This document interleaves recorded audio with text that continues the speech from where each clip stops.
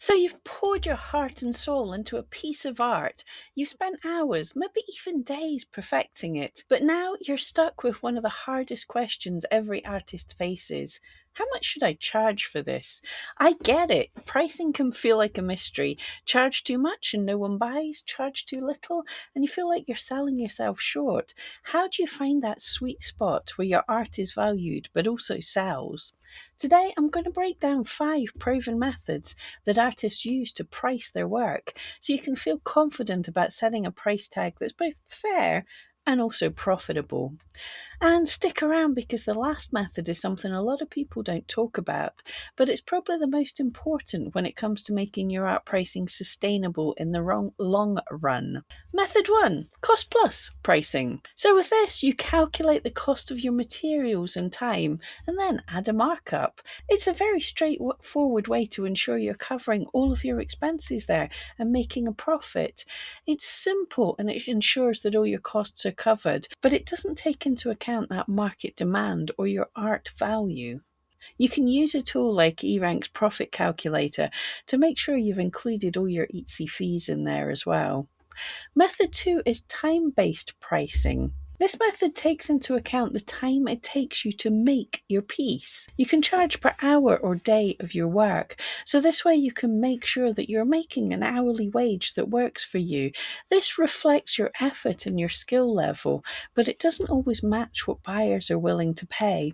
This can be a good method if your raw materials are fairly cheap, so there's not much to take into account there, but it's a time-intensive craft. Method 3 is market based pricing. Research what similar artists and artworks in your niche are charging. Look at the prices of similar work, and this can give you an idea of what buyers are willing to spend. You can use tools like eRank's keyword tool to type in a keyword of roughly something you're making, and then you can have a wee look and see the range of prices. This way, you make sure that you're market aligned and you're competitive. But again, you might be undervaluing or overvaluing your work if you're not yet established.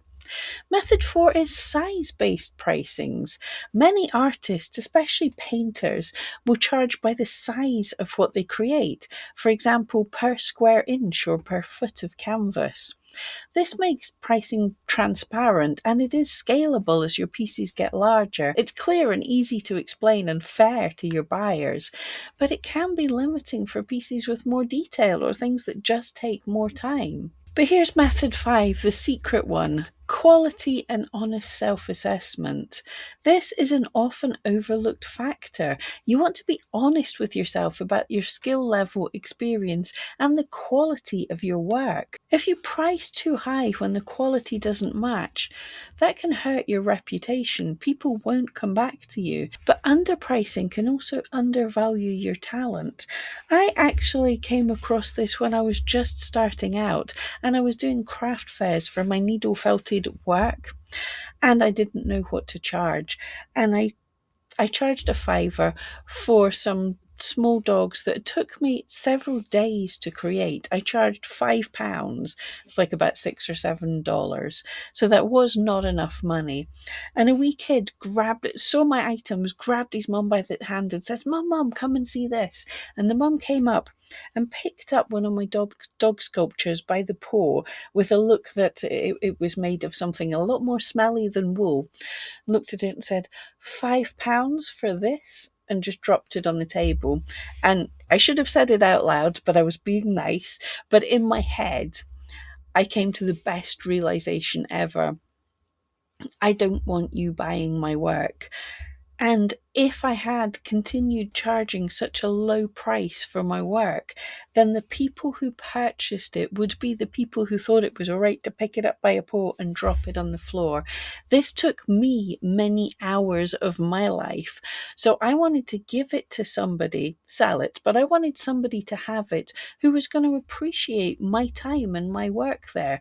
I wanted something to be on pride of place of the shelf, not drop down on the floor or played with by the cat. So undervaluing your talent isn't a way to drive extra sales, it's a way to make people not care about your work. And to make you not care about your customer. But another thing I see all the time is people don't understand what level they're at.